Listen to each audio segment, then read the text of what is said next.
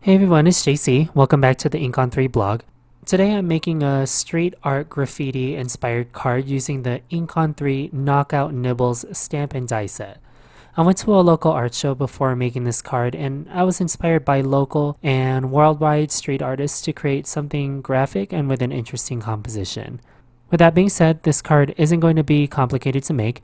In fact, I did a lot of the work for you in deciding where elements should go for an interesting and colorful scene. Keep watching to find out how I made this card happen. As I said earlier, the stamp I am focusing on today is the Knockout Nibbles stamp and die set from Ink on 3. I already stamped two of the three little hamster images in Ink on 3 Blackout Detail ink. This is an alcohol marker friendly hybrid ink that dries super fast and picks up crisp details. Now that I have these cute little guys all stamped, I'll move on to coloring. I'm not doing anything special with my coloring for this card. I'm simply coloring from darkest to lightest, blending along the way. All the little hamsters and their little boxing gloves are going to be the same color. I'm using the Earth series of Copics and a few of the Red series to color my images. I'll have the complete listing over on the Coordinating Ink on 3 blog post, and once I've got one image colored, I'll add some white highlights to the gloves and to the hamster for a more playful look, so they look a little shiny and toy-esque. I'll speed this portion up slightly and talk to you all once I'm done coloring.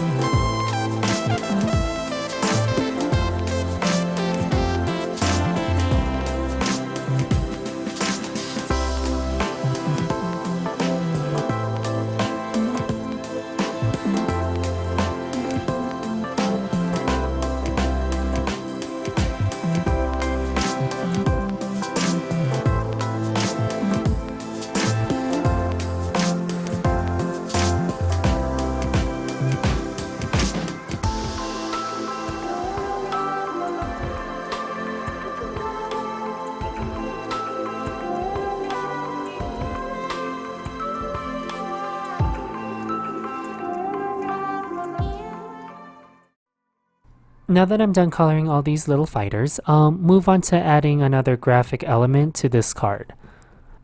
I'll start by making a small background piece for the hamsters using the smaller sunburst and bubble cloud images. I'm stamping these in a warm blue and yellow to make a pop art style color palette. Once I have enough space to fill a large circle, I'll use a wafer thin die to cut out a circular shape. The die I am using also embosses a stitched edge, which I am totally down for. I'll use the remainder of the white panel to stamp the KaPow image in a red that matches the colors I used for the little boxing gloves. To make these a little less flat, I'll use a yellow dye ink and do a slight ombre over the word image for some dimension and enforce the pop art style. I'll also prep my main sentiment for this card. I love that this set has multiple occasion sentiment possibilities, and for this card I'll use You're a Knockout. I used the juicy embossing ink and Arctic white embossing powder over the black cardstock to make my sentiment. I'll cut these sentiment strips out using a ruler and box cutter. This is how I like to make sentiment strips, but if you have a safer means of doing so, just please do that. I'll bring back my KaPow images and the little boxing hamsters and use the coordinating die cuts to cut out all these images. So here you'll see I've done a little bit of planning on where I want these images to go. I love this wreath arrangement to the main critters, but I was rather shocked at how I lost the sentiments over the sunburst yellow and blue background.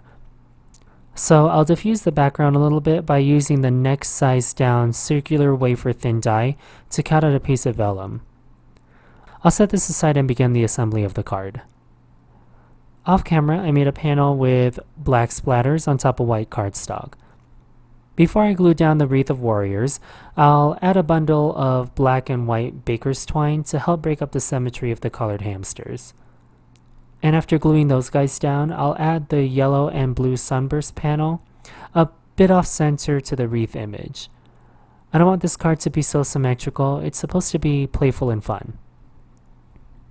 I'll do the same with the smaller vellum circle and arrange the sentiments on top of it.